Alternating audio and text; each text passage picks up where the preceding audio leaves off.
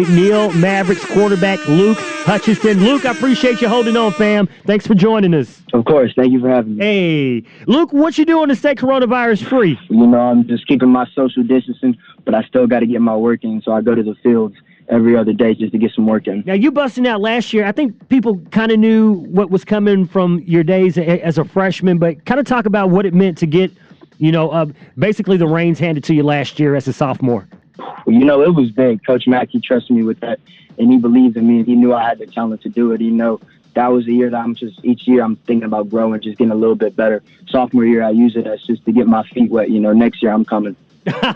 All right. Luke Hutchison, QB1 for the McNeil Mavericks. Can you talk about what it was like to play with your brother Winston, who had an outstanding junior and senior campaign for the Mavericks? Oh, yes, sir. It was amazing. Ever since we were little, we've been grinding. We've been just playing football in the backyard. So I was truly blessed to play with him in the backfield and just run it up with him. It was amazing.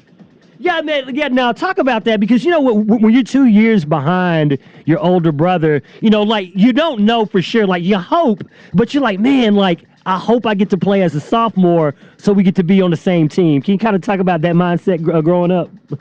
Oh, yeah. Winston, he always pushed me to be my best. I always played with him and his friends. They were all bigger than me, faster than me, but they pushed me to do their best.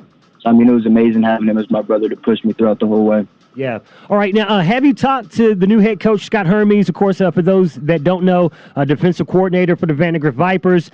He leaves Vandergrift to go over to McNeil. Coach Howard McMahon taking the lead role in the Round Rock IS Independent School District. I probably didn't say that right. Round Rock ISD front office. There we go.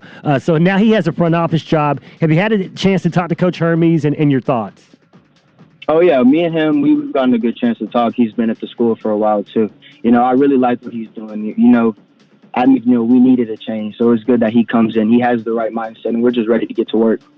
Okay, now, Luke, can you kind of talk about some of your teammates in names and specifics and positions of folks that we should be watching from the McNeil Mavericks going into next year?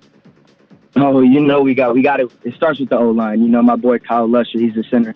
Me and him work out every day in my garage. He's someone that we need to watch, along with running back Corion Wilson, my class.